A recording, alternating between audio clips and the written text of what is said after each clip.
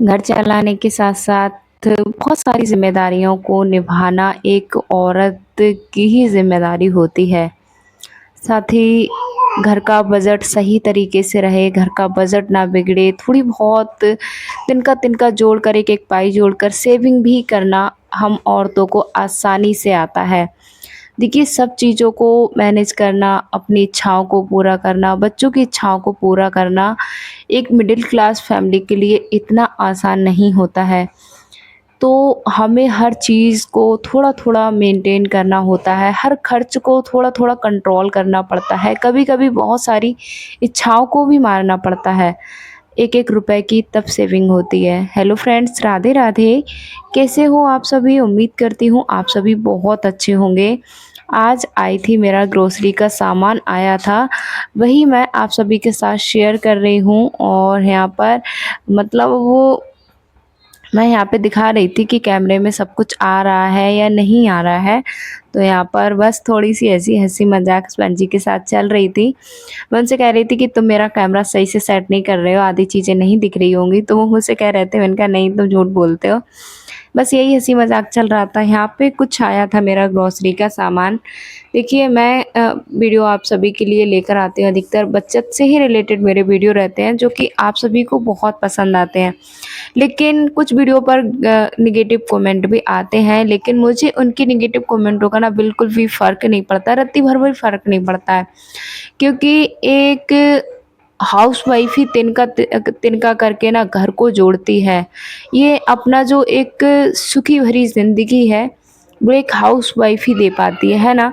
अगर वो घर को सही से चलाए, घर का बजट हो गया, घर के खर्चे हो गए, उनको सही से कंट्रोल करे, अच्छे से सारी चीज़ों को लेकर चले, तो कम पैसों में भी घर अच्छे से चलाया जा सकता है और बहुत सारी ऐसी प्रेरक है हमारी ज़िंदगी में, हमारी आस-पास, जो महिलाएँ कम बजट में, कम सैलरी में अपने अच्छे संतुलित बजट को बना के चलती हैं। साथ ही कुछ पैसों की सेविंग भी कर लेती है। मैं अपने मुँह से अपनी तारीफ़ नहीं कर रही हूँ, लेकिन हाँ, मैंने भी अपने हस्बैंड की बहुत कम सैलरी में घर अच्छे से चलाना मैंने बहुत मुश्किलों का सामना करने के बाद सीखा है। शुरुआत में बहुत मुश्किल लग रही थी ये चीज़ें, लेकिन अब वो एक आदत सी हो गई है।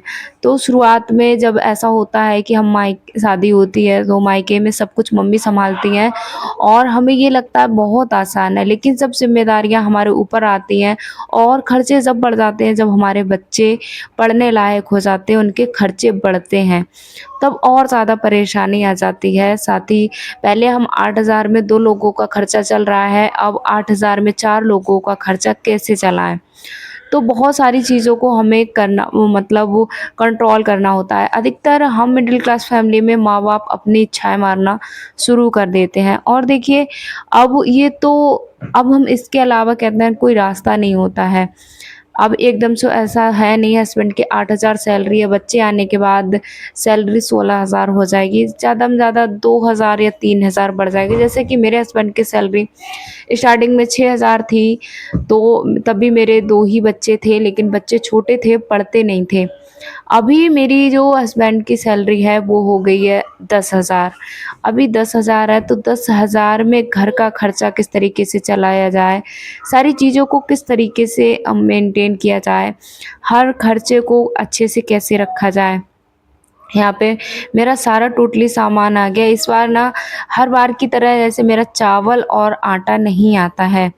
मैं आपको कई बार बता चुकी हूँ, बहुत सारी बहनें कमेंट करती हैं कि इसमें बहुत सारी चीज़ें आपने ऐड नहीं की हैं। मैं सही बात बताऊँ, एक सच्चाई बताऊँ ना, हर किसी की ज़रूरतें सेम नहीं होती हैं, हर घर का बजट सेम नहीं होता है। ज़रूरी नहीं है कि आप लोग बच्चों के लिए महँगे-महँगे आइटम्स ला के रख रहे हैं। हर घर में ज़रूरी आइटम्स नहीं होती हैं, सैलरी के अकॉर्डिंग हर चीज़ें लाई जाती हैं घर में। क्योंकि अब जिसकी भई सैलरी कम है, बच्चे पढ़ने वाले हैं, मैं सही बताऊँ, मैं पहली जो प्राथमिकता है अपने बच्चों की स्टडी के लिए उनकी पढ़ाई के लिए रखती हूँ, ना कि उनकी उन खर्चों के लिए जो खर्चे सिर्फ़ हमारे पैसे को बर्बाद करते हैं और हम अपने बच्चों को अच्छा भविष्य भी नहीं दे सकते हैं। अब एक सिस्टर ने कमेंट किया था, आपने बच्चों के लिए बिस्किट या नाश्ते वग़ैरह कुछ भी नहीं रखे। मतलब उन्होंने कहा था स्नैक्स और मतलब बच्चों के बिस्किट, बहुत सारी चीज़ें उन्होंने बताई थी, ये बिल्कुल भी आपके राशन की लिस्ट में नहीं है। तो मैंने इन चीज़ों को ऐड नहीं किया है। बच्चों के लिए दूध ज़रूरी होता है और साथ ही पौष्टिक खाना ज़रूरी होता है। आपने संतुलित आहार के बारे में पढ़ा होगा, संतुलित आहार महँगे आइटमों से नहीं मिलता है, ना ही पौष्टिक तत्व पूरे होते हैं। संतुलित आहार दूध और पौष्टिक डेली ज़्यादा से ज़्यादा दाल और ज़्यादा से ज़्यादा हरी सब्जियाँ ही हमारे खाने को संतुलित बनाती हैं। वो मैं पूरा ध्यान रखती हूँ अपने बच्चों के लिए, इन्हीं चीज़ों का मैं सेवन अधिकतर हम करते हैं और बच्चों इससे होता क्या है, एक तो मेरा राशन है, वो भी मुझे सस्ता पड़ता है क्योंकि भई 10,000 की सैलरी में बच्चों को पढ़ाना, ऊपर से बच्चों का अच्छी स्टडी कराना। अब बच्चे देखिए आज के टाइम में हिंदी मीडियम में पढ़ाई का इतना वैल्यू नहीं रहा है। साथ ही साथ मुझे लगता है आगे आने वाले भविष्य में कोई एक बच्चे का कोई लाइफ़ का कोई एम भी नहीं रहेगा क्योंकि हर जगह इंग्लिश मीडियम की वैल्यू है। अ, कॉम्पिटिशन एग्ज़ाम के लिए भी बच्चा प्रिपेयर नहीं हो पाएगा, तैयार नहीं कर पाएँगे हम खुद को, अगर बच्चे को इंग्लिश मीडियम में नहीं पढ़ाएँगे। तो आगे बदलते ज़माने के हिसाब से बच्चे की स्टडी को भी ऊँचे लेवल पे रख दिया गया है और उसे वही कराना ही होगा। तो इसी वजह से मैंने अपने खर्चों को मैं कंट्रोल करती हूँ, बच्चे को अच्छी पढ़ाई कराती हूँ।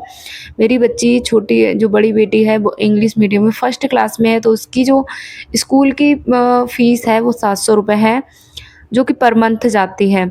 यही अगर मैं उसे हिंदी मीडियम जिस स्कूल में मैं पढ़ाती हूँ उसी स्कूल में पढ़ाऊँ तो 270 रुपए है। हालाँकि मैं अपनी बेटी को अपने साथ भी ले जा सकती हूँ क्योंकि स्कूल में जिस स्कूल में हम पढ़ाते हैं तो वहाँ पर बच्चे की फ़ीस होती है वो फ्री होती है। लेकिन नहीं, क्योंकि मुझे भई अपने बच्चे की स्टडी सबसे पहले रखनी है क्योंकि बच्ची बच्ची लड़का हुआ या लड़की हुआ लेकिन उसे पढ़ाना, अच्छी शिक्षा दिलाना एक माँ-बाप का कर्तव्य होता है और उस कर्तव्य को पूरा करना चाहिए। तो मैं इसको इस तरीके से लेके चलती हूँ और यही वजह है कि मैंने भी कमाना शुरू किया क्योंकि मुझे भई जीवन में मैं चाहे कुछ भी नहीं कर पाऊँ, अपनी इच्छाओं को चाहे मैं कितना भी मार लूँ, लेकिन मुझे अपने बच्चों को अच्छी शिक्षा दिलानी है। और यही दूसरा कारण है क्योंकि हम घर पे इसीलिए नहीं रहते हैं, आप वो रेंट पे रहने का जो मेन कारण है वो यही है क्योंकि गाँव में मेरे बिल्कुल भी रास्ता नहीं है आने-जाने का, बच्चे की स्टडी का, स्कूल की दूर-दूर तक सुविधा नहीं है। 5 किलोमीटर स्कूल मतलब वो इस गाँव से स्कूल के लिए आना पड़ता है और उसमें भी ट्यूशन का भी कुछ नहीं है। ट्यूशन तो चलो मैं देखिए 5th तक ट्यूशन पढ़ा दूँगी बच्चों को, फिर इंग्लिश मीडियम की बच्ची है, मैं हिंदी मीडियम से पढ़ाई की हूँ, तो आगे उसे मतलब अच्छी जगह ट्यूशन की ज़रूरत होगी। और मैं आपके लिए बताऊँ, मेरे हस्बैंड की जॉब का भी कोई ज़्यादा ऐसा कुछ नहीं है कि वो अच्छे से वहाँ से डेली अप डाउन कर सकें जॉब के लिए। यहाँ पर मैं आपको दिखा रही हूँ अपने सामान की लिस्ट, जो कि पूरा टोटल जो सामान आया है 2043 रुपए का आया है। अगर आप लोग कहेंगे तो मैं डिटेल से हर चीज़ के बारे में इसको बताऊँगी कि कितने रुपए की क्या चीज़ आई है। और रहा सवाल कि मैं अपने राशन की लिस्ट में चावल, घी और मतलब वो आटा नहीं जोड़ती हूँ, तो ये चीज़ें हमारी घर की हैं। सरसों का तेल भी हमारे घर का है क्योंकि हमारी खेती है, तो खेती से ये सारी चीज़ें आ जाती हैं। लेकिन नॉर्मली 10,000 के जो सैलरी में मेरे हस्बैंड को बहुत सारे खर्चे हैं वो करने पड़ते हैं, जैसा कि रेंट का देना होता है, दूध का देना होता है, मोबाइल का रिचार्ज हो गया, बच्चे की स्कूल फ़ीस हो गई, डेली का अप डाउन करना, जो कि जॉब के लिए अप डाउन हम करते हैं। वैसे नॉर्मली और बहुत सारे खर्चे हैं, घर में बहुत सारे खर्च होते हैं। यही सामान हमारा 2,000 के करीब आया है और भी जैसे कभी ये खर्चा मेरा कम हो जाता है। जैसे इस बार ना हस्बैंड का डाइट का जो सामान था वो आया था, इसीलिए ये वाला खर्चा ना मेरा थोड़ा बढ़ गया। 500 रुपए, क्योंकि जो हम डाइट का सामान मँगाते हैं, जो कि बादाम वगैरह होता है, काजू होता है, मखाने होते हैं, तो ये काफ़ी महँगे पड़ते हैं और चीज़ों के अकॉर्डिंग। तो उस जिस बार मतलब हस्बैंड जी 6 से 700 रुपए का ये सारी चीज़ें ले आते हैं, तो उनका ना महीने भर मतलब 2 महीने तक आराम से चल जाता है। तो ये हर महीने हमारा नहीं आता है, 2 महीने के अंतर पे आता है, मतलब 1 महीना छोड़ के आता है। तो वो जिस बार ये चीज़ें आती है ना, तो उस बार 2100 या 2200 के करीब पड़ जाता है, और जिस बार नहीं आते तो 1500 से 1600 के बीच में मेरा सामान आ जाता है। वही चीज़ें हैं, अगर इसमें हम चावल देखिए जब मेरा आ रहा है तो मैं इसमें ऐड क्यों करूँगी? मैं आपको अपना दिखा रही हूँ कि मेरा कैसे सामान आता है। आपके घर के खर्चे अलग हैं, आप उसको अपने अकॉर्डिंग बना सकते हैं। वैसे अगर मैं बताऊँ, आपको क्लियर करूँ यहाँ पे, अगर मैं अब 4 लोगों के हिसाब से राशन में आटा, चावल और तेल रखती हूँ ना, तो हमारा 15-15 किलो 35-35 या 40-40 दिन के लिए 40 दिन के लिए भरपूर हो जाता है। मैं जो सामान रखती हूँ अपने घर में, अभी मैंने आपको दिखाया मेरा जो सामान है काफ़ी पुराना भी बचा है। तो मैं इसी तरीके से अभी इस बार तो हस्बैंड की सैलरी टाइम पे मिल गई, लेकिन अधिकतर उनकी सैलरी है वो 10 से 5 से 10 दिन डिले हो जाती है, लेट ही मिलती है। तो देखिए लास्ट में पैसों की तंगी होना एक स्वाभाविक चीज़ें हैं मिडिल क्लास फैमिली में, क्योंकि इतनी सैलरी नहीं होती है कि हम 2 महीने तक सैलरी अगर ना मिले, तो अगले महीने भी हम आराम से अपने बजट को चला सकें। बजट बिगड़ ही जाता है, और जब सेविंग पहले ही निकल जाती है ना, तो या तो वो सेविंग ही हमें खर्च करनी पड़ जाती है।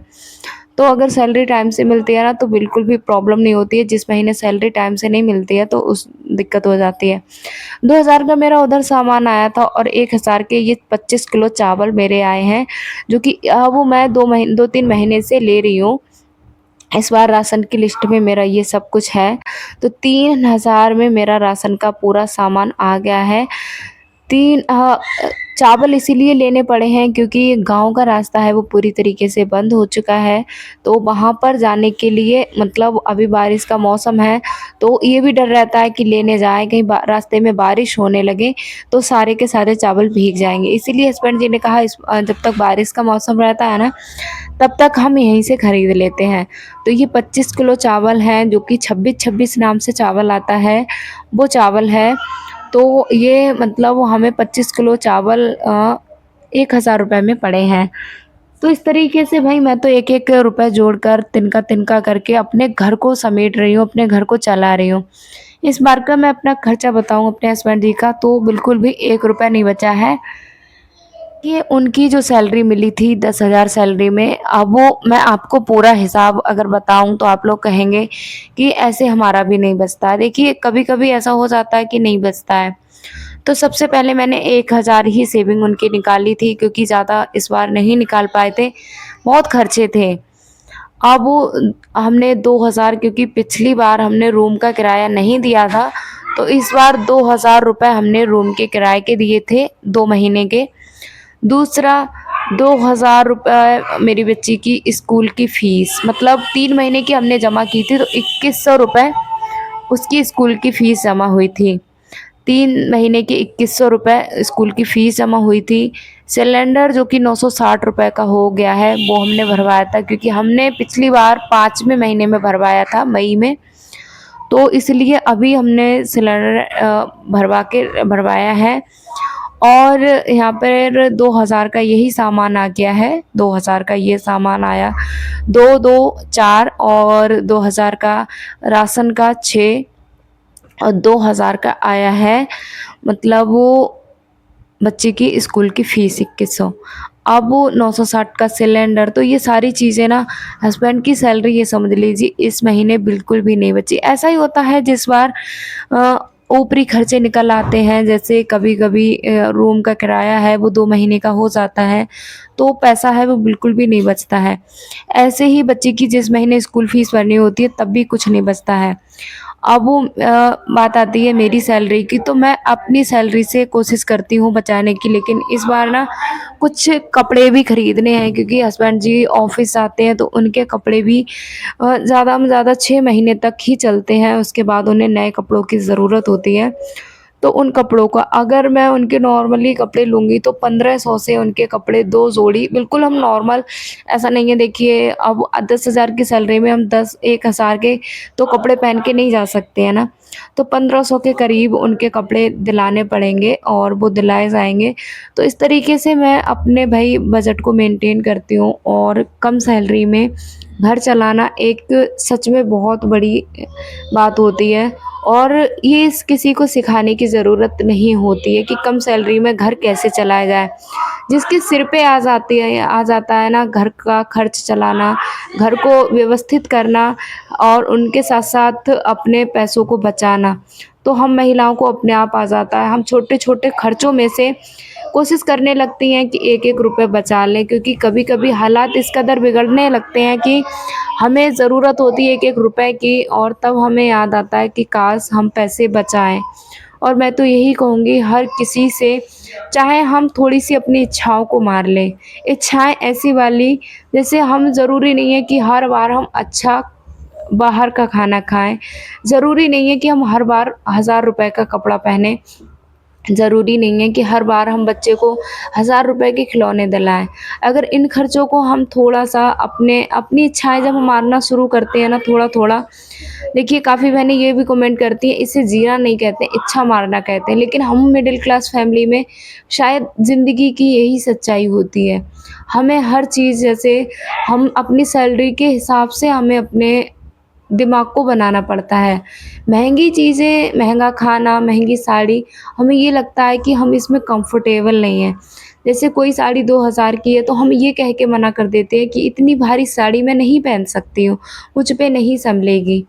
ऐसे ही कोई महँगा खाना होता है तो हम कहते हैं इतना तला हुआ खाना हमसे पचता नहीं है, हमारा पेट खराब हो जाता है या हमें मतलब नुकसान देता है। तो ये बहुत सारी चीज़ें हैं जो मिडिल क्लास फैमिली को झेलनी पड़ती हैं और यही वो लाइफ़ की सच्चाई है। कई बार देखिए हम लोगों को ऐसे अचानक से पैसे किसी के पास नहीं आते कि हम महँगी से महँगी चीज़ें ऐसे ही खरीद लें। तो उसके लिए हमें एक-एक तिनका, एक-एक पाई जोड़कर इकट्ठी करनी पड़ती है और एक-एक पाई से हम उसे थोड़ा-सा अमाउंट बनाते हैं और अपने बच्चे की ज़रूरतों को पूरा करने की कोशिश करते हैं। यही सच्चाई है मिडिल क्लास फैमिली की और मेरी और काफ़ी बहनों की। तो मेरी तो भई ज़िंदगी ऐसे ही है, मैं किसी में कोई दिखावा नहीं करती हूँ। मेरे एक सब्सक्राइबर ने कमेंट भी किया था कि हर समय पैसे वाली ही वीडियो लेकर आती हैं, अब तो बहुत पैसा हो गया होगा, पागल कहीं की। तो इतने प्यार भरे शब्दों के लिए बहुत-बहुत धन्यवाद आपका। मैं सही बताऊँ, एक मिडिल क्लास फैमिली या जो कम सैलरी में जो महिलाएँ घर चला रही हैं ना, उनको अधिकतर पागल ही कहा जाता है क्योंकि उनको घर चलाने की जो ज़िम्मेदारी होती है ना, उनके सिर होती है और वो किस तरीके से एक-एक सपने को मारकर, एक-एक इच्छा को मारकर अपने घर को चला रही हैं, पैसों की सेविंग कर रही हैं क्योंकि उन्हें उस परेशानी से अपने परिवार को बचाना होता है कि भविष्य में किसी के आगे हाथ ना फैलाना पड़े। अब देखिए जब हमारे पास पैसे पहले ही कम होते हैं या हमारे पास थोड़ा भी अमाउंट नहीं होता तो लोग हमें उधार देने से भी बचते हैं। लोग हमसे रिश्ता है वो कमज़ोर बना लेते हैं क्योंकि उन्हें पता होता है इसके या तो खर्चा ही मुश्किल से चल रहा है, ये हमें पैसे कहाँ से देगा। तो हमें उधार मिलते भी नहीं हैं। तो इसीलिए मतलब वो बहुत सारे खर्चों को हमें रोकना पड़ता है, बहुत सारे खर्चों को हमें इच्छाओं को मारना पड़ता है। तो चीज़ें बहुत मुश्किल हो जाती हैं हम मिडिल क्लास फैमिली के लिए, घर चलाना, बजट भी ना बिगड़े, बचत भी हो जाए। तो ये सब कुछ एक नॉर्मली महिलाओं को आता ही है, किसी को सिखाने की ज़रूरत नहीं होती है। मैं बस अपने अनुभव शेयर करती हूँ और मैं अपनी इस रियल ज़िंदगी के बारे में आप सभी के साथ कुछ रियल ज़िंदगी से जुड़ी बातों को बताती हूँ। शाम का समय हो चुका था, मैं बना रही थी पोहे नहीं सॉरी पुए बोलते हैं, मालपुआ। तो मैंने यहाँ पर सूजी ली है और उसी के अकॉर्डिंग मैंने चीनी ली है। 1 कटोरी मैंने आटा लिया है और ना उसके बाद मैं क्या हुआ था हस्बैंड जी आए थे तो उन्हें मेरे मोबाइल से कुछ ज़रूरी काम था, तो वो मेरा मोबाइल लेके चले गए। फिर मैं बनाने का तरीका आपके लिए नहीं बता पाई। तो फिर अच्छे से हम इसे मिला लेते हैं ना। मिलाने के बाद इसमें मैं डालूँगी दूध।